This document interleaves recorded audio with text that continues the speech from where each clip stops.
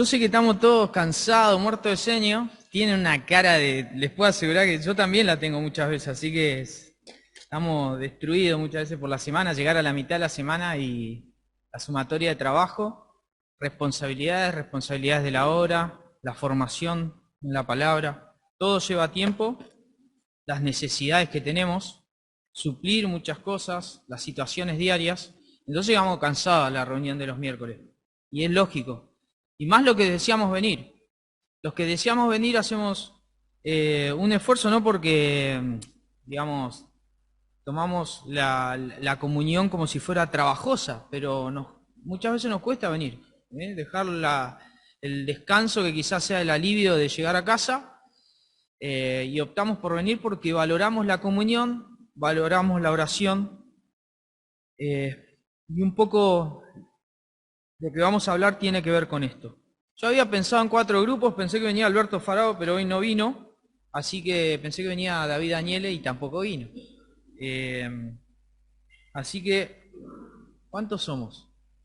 1, 2, 3, 4. Vamos a hacer pequeños grupos, vamos a hacer 4 grupos. El grupo 1 va a ser... El libro que estamos desarrollando se llama Como Jesús, es un libro de Max Lucado. Hoy tocaba uno de los capítulos que titulaba Embriagados por Dios, ¿sí? Hoy tocaba un capítulo que era Embriagados por Dios y tenía que ver con todo lo concerniente a la comunión con el Señor. No tenía que ver con la guía del Espíritu Santo, sino todo referido a la comunión con el Señor. Así que ahí les dejo la tarea. Está sencilla porque todo es lo mismo, son diferentes aspectos de la iglesia. Tienen hasta las 58.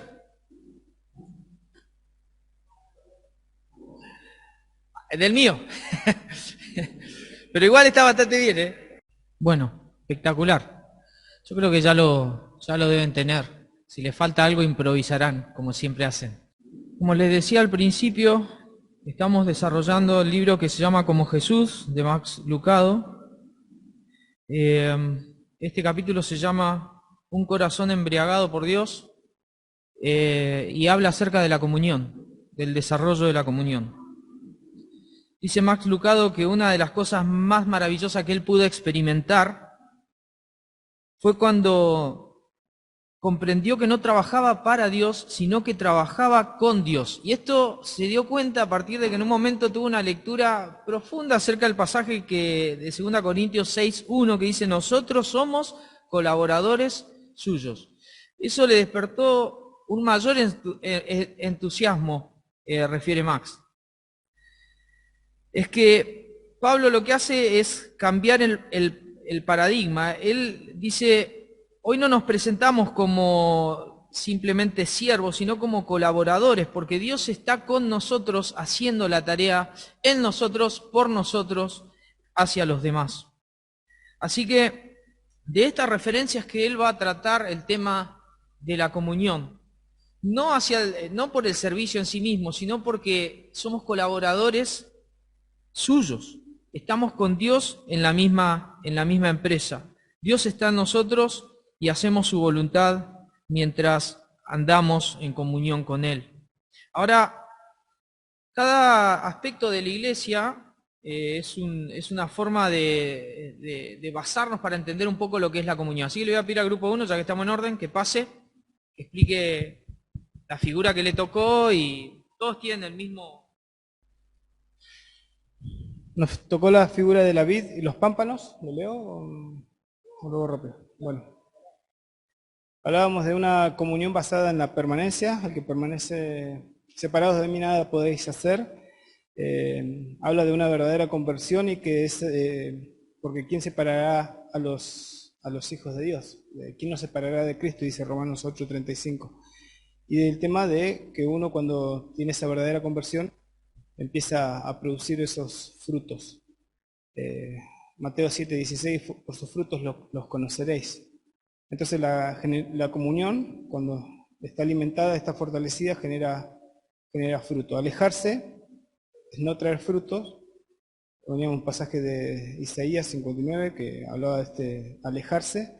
Los beneficios de estar cerca produce la santificación en nosotros, Romanos 6:22, y también habla de las respuestas a las oraciones. Entonces una comunión alimentada y ejercitada a través de la oración, y somos útiles haciendo su voluntad. Separados de mí nada podéis hacer, entonces somos útiles solamente cuando estamos haciendo su voluntad. Sirviendo, como dijiste, en comunión. Gracias, Evita. Bueno, a ellos le tocó el modelo de la vid. Yo soy la vid, nosotros los pámpanos. El que permanece en mí y yo en él, este lleva mucho fruto, porque separados de mí nada podéis hacer. Dios, de alguna manera, Jesús nos expresa que Él está unido al creyente en esta imagen de la vid, Él siendo la vid y nosotros los pámpanos. Jesús es la vid y nosotros somos dependientes de la vid para producir como pámpanos el fruto final, que es lo que busca ejemplificar el Señor. Separados de la vid nada podemos hacer. La vid por sí misma puede dar fruto, pero el pámpano solo no lo puede hacer, no sirve para nada. Entonces hay una imagen que es del labrador que trabaja en la vid, que trabaja en el pámpano, para que éste no dé solamente fruto, sino mucho y más fruto, que sea progresivo. Es la comunión con Dios la que nos permite a nosotros fructificar. Es la comunión con Dios la que nos permite a nosotros en ese fruto desarrollar el carácter de la vid. Porque el fruto en definitiva ¿de quién es? ¿Del pámpano o de la vid? De la vid. Por lo tanto, lo que se desarrolla en mí como pámpano, lo que fructifica en mí es el carácter de la vid. Es el carácter de Cristo. Y ese carácter es a través de la comunión que tengo con Él. Es una comunión lograda por el Señor en la salvación, pero es también una comunión amplificada en la permanencia que tenemos con el Salvador. Osvar, no sé quién diga.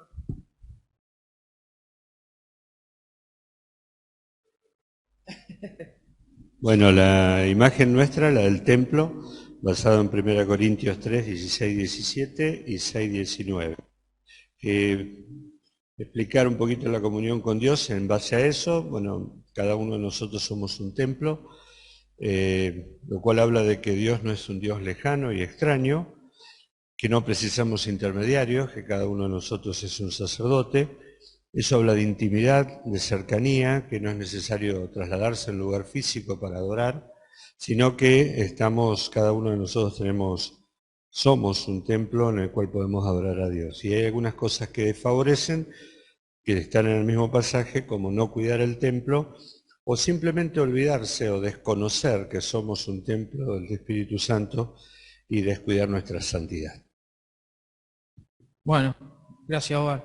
Tal cual. Si somos templo de Dios, básicamente, Dios no está lejos de nosotros nunca, sino que está ¿en dónde? En nosotros. Y eso es lo que quiere resaltar Max al explicar esto. La comunión con Dios puede ser persistente y permanente. Dios mismo, al mostrarnos a nosotros como templo, lo que está diciendo es que nosotros somos lugar donde Él está. Entonces hay cuestiones que mencionó bien Noval que tienen que ver con la exhortación de no descuidar el templo, de no descuidar nuestro sacerdocio como personas del templo, ¿sí? Para poder entonces llevar una vida de comunión íntima con el Señor. La comunión en el templo del sumo sacerdote era una comunión específica, íntima, donde él traspasaba el velo y llegaba hacia lo más íntimo, una vez por año. Nosotros hoy no necesitamos eso. Tenemos al Espíritu Santo dentro de nuestros corazones, de la misma manera que como sacerdotes podemos llegar a la misma presencia de Dios por medio de Cristo. ¿El otro modelo, Henry?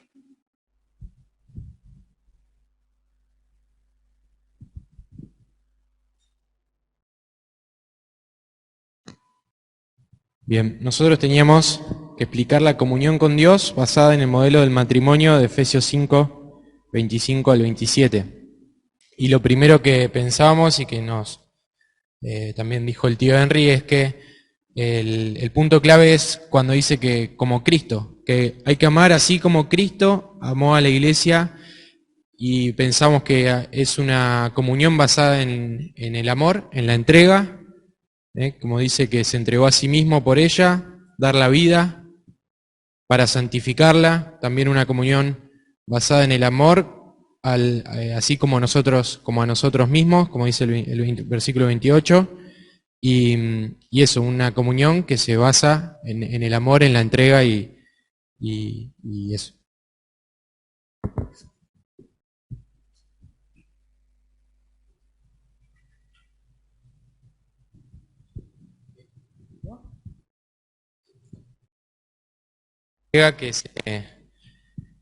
Que si pensamos en la comunión con Dios, que si tenemos que aplicarlo el matrimonio para la comunión con Dios, se vuelve como un ciclo porque el matrimonio a su vez hace referencia a que hay que hacerlo como Cristo. Entonces, si pensamos nuestra relación con Dios, es como el matrimonio que a su vez es como Cristo amó a la iglesia. Bien.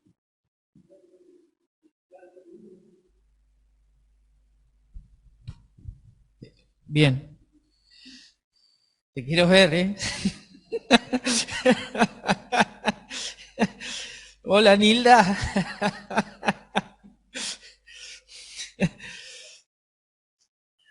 Pero es cierto, bueno.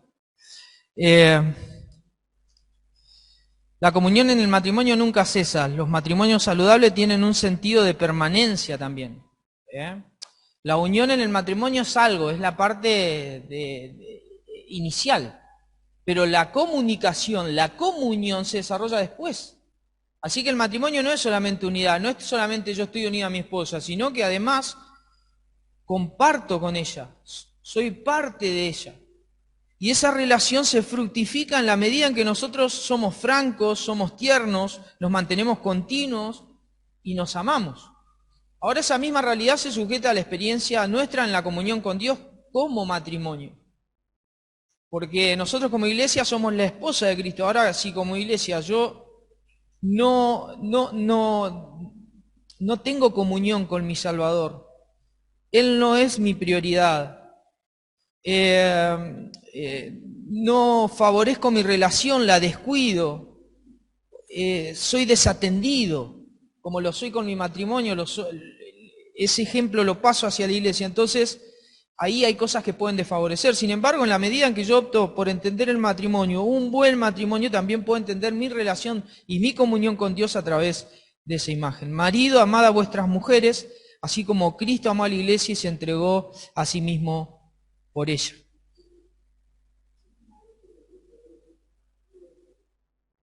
¿5 veces?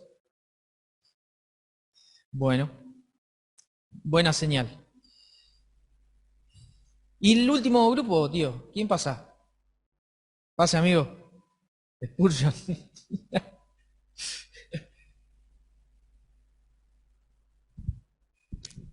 Bien, a nosotros nos tocó explicar la comunión basada en el modelo del pastor que cuida las ovejas. Como primero pusimos que se da una relación de sacrificio, el pastor da su vida, pero el asalariado no lo hace. Y después unas características del pastor es acerca de la comunión, en el versículo 14, que él nos conoce y no solamente nos conoce, sino que a él también nosotros le conocemos. Y es un ejemplo del versículo 15, de este versículo 14, que nosotros le conocemos al Padre y el Padre también nos conoce a nosotros. La comunión no es egoísta, el pastor tiene un mensaje que atrae, no tiene muchos rebaños, y en esto hacemos énfasis en la comunión, sino que tiene uno solo y hay un solo pastor. Y el asalariado no es el pastor, sino que es el encargado de cuidar, por tanto es una persona que no ama y no se entrega, y en el versículo 13 también lo dice, no le importan las ovejas. Y eso fue lo que pusimos.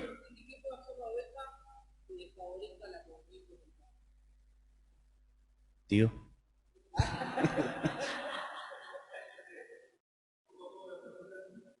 ¿Qué hace la oveja que desfavorece su relación con el pastor?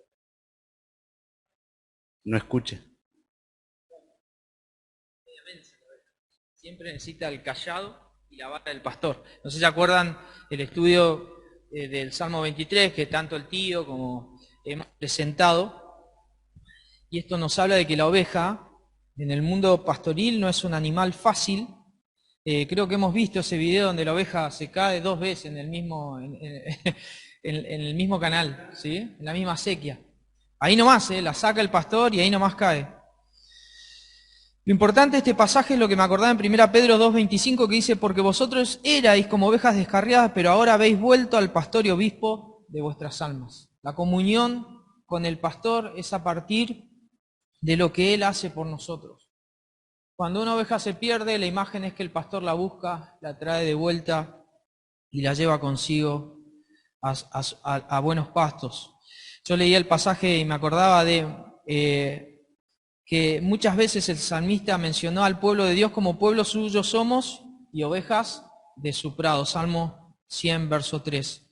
La comunión íntima que hay entre el pastor y la oveja tiene que ver con la actitud de cuidado, de protección, de guía, de provisión. Salmo 23, que Dios tiene hacia nosotros, que el Señor tiene hacia nosotros. Todo eso habla de la intención del pastor de comunicar todos los beneficios hacia mí. Ahora me preguntaba, para avanzar y ya definir un poco el mensaje y no tardar mucho, si nos preguntamos alguna vez dónde empieza la comunión con Dios, ¿quién tiene realmente la iniciativa? ¿Sí? ¿Quién tiene la iniciativa? Nosotros entendemos de que Dios nos convoca a su presencia desde una disposición inicial y restauradora, porque nosotros, antes de conocer a Dios, estábamos en pecado, estábamos alejados de Él.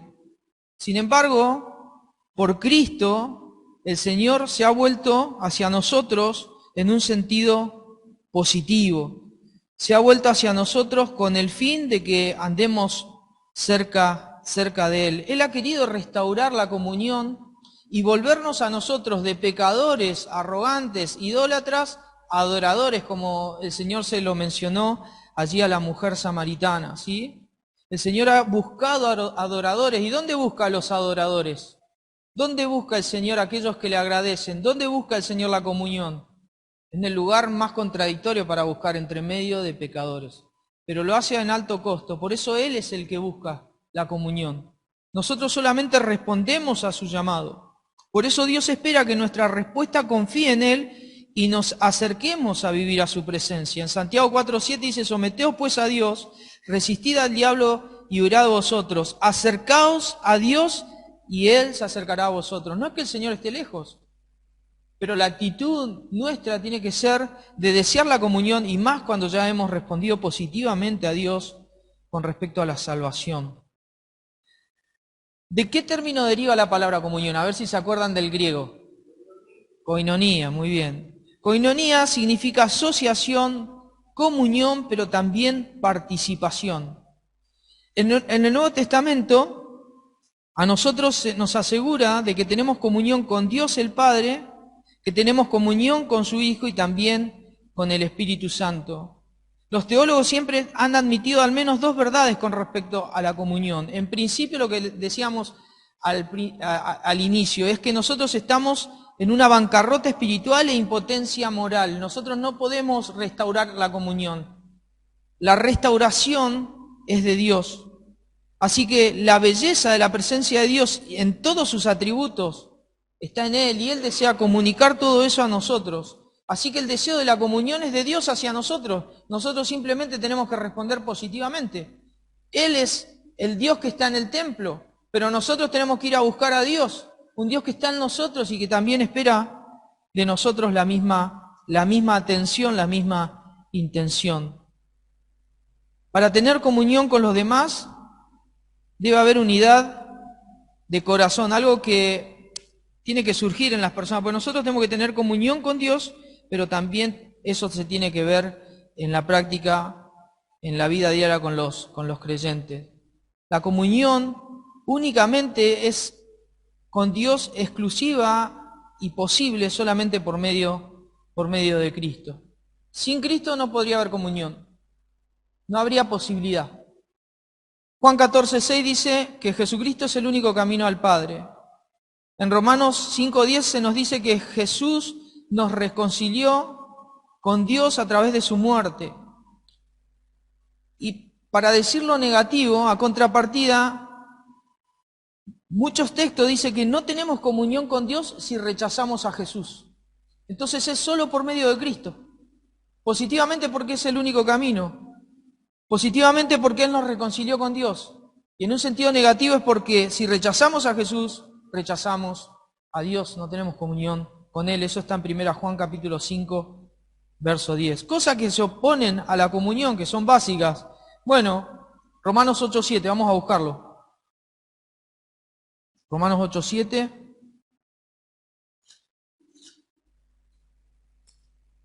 Alexis, te lo dejo a vos.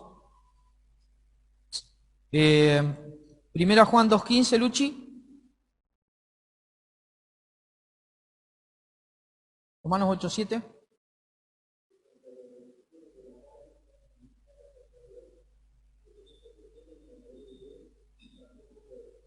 Bien. Una mente gobernada por la carne se opondrá siempre a la comunión con Dios. Y esto hablo como creyentes, porque nosotros sabemos que antes de conocer a Cristo no estábamos en comunión con Dios, pero cuando estamos en comunión con Dios, una mente liderada por la carne es una mente que se opone a la comunión con Dios. ¿Sí? Conforme a Dios, sino que piensa conforme a la naturaleza caída. 1 Juan 2:15.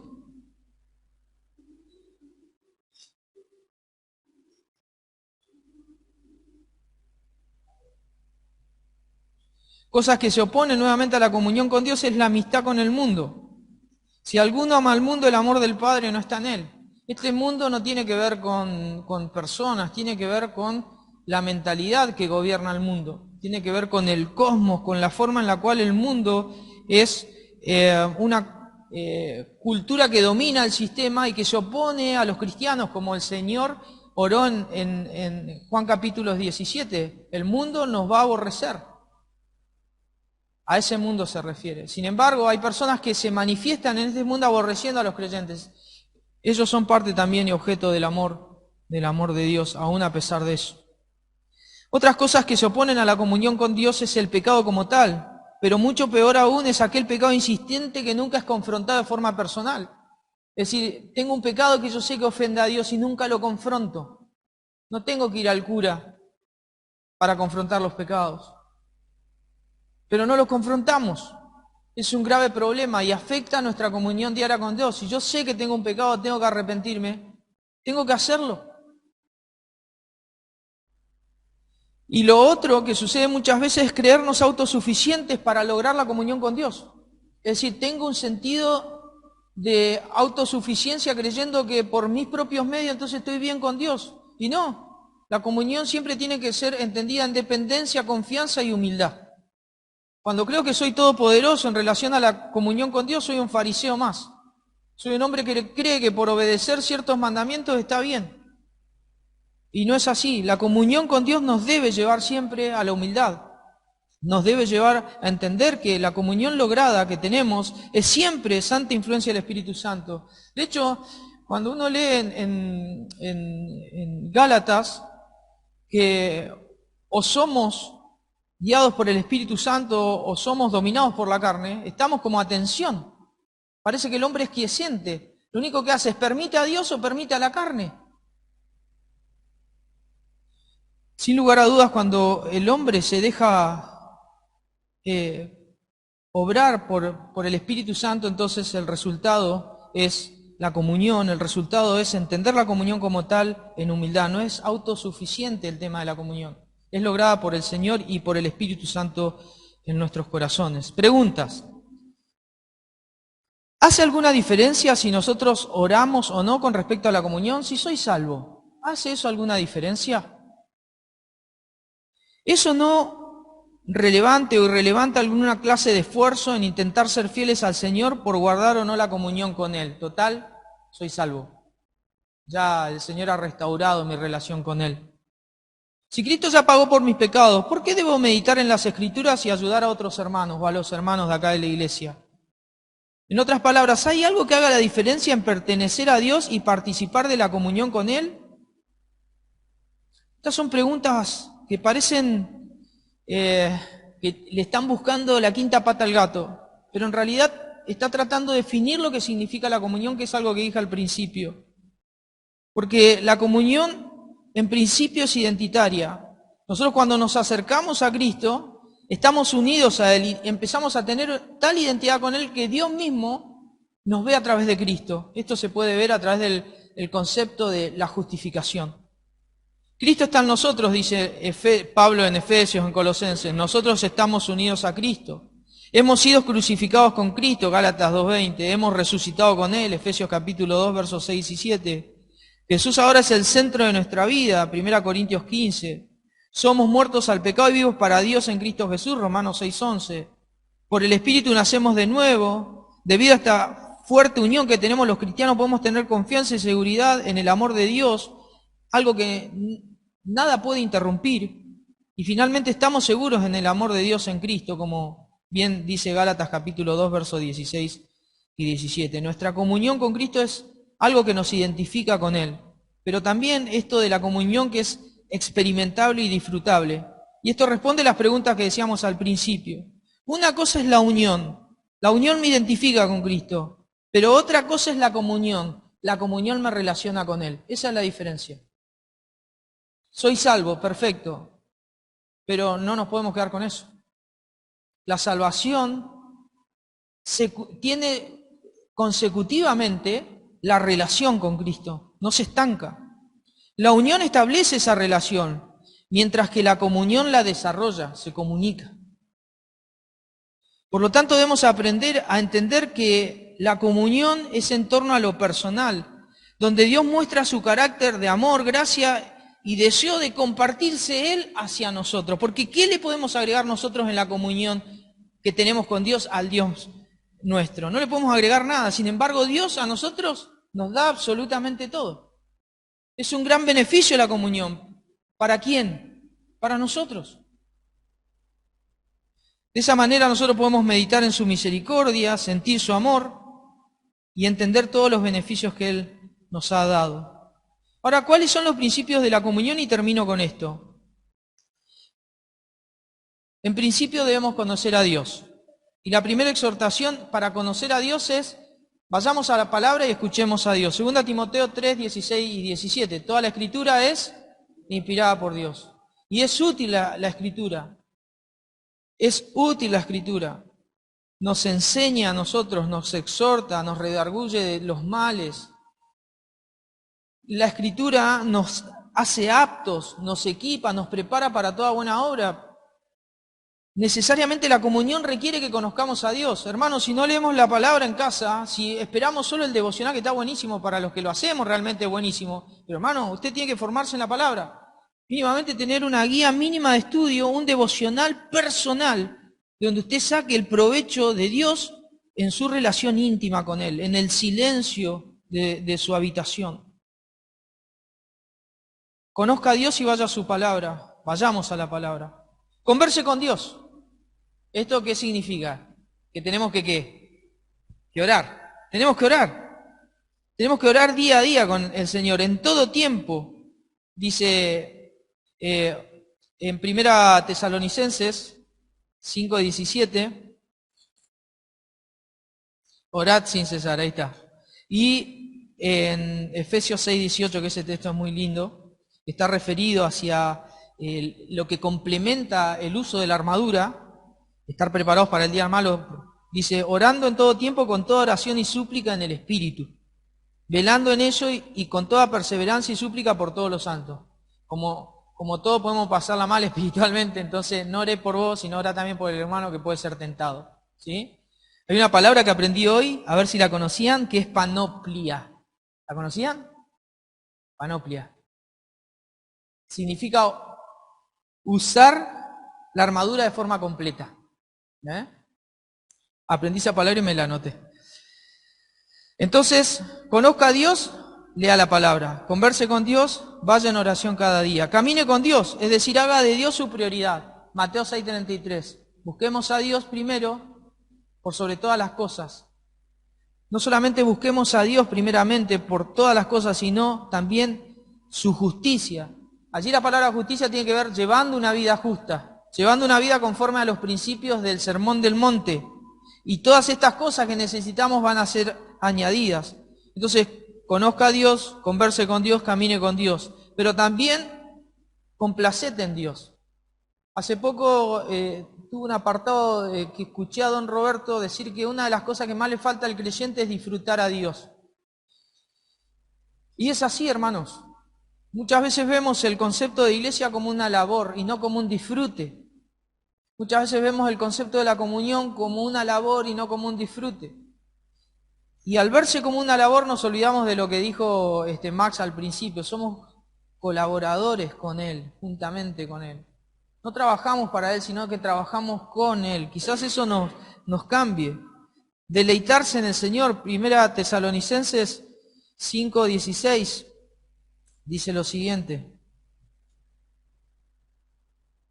Estad siempre gozosos. El 18 dice, dad gracias en todo, porque esta es la voluntad de Dios para con vosotros en Cristo Jesús. Contentarse, estar gozosos, ser agradecidos en toda circunstancia, en toda situación. Eso nos complace en Dios.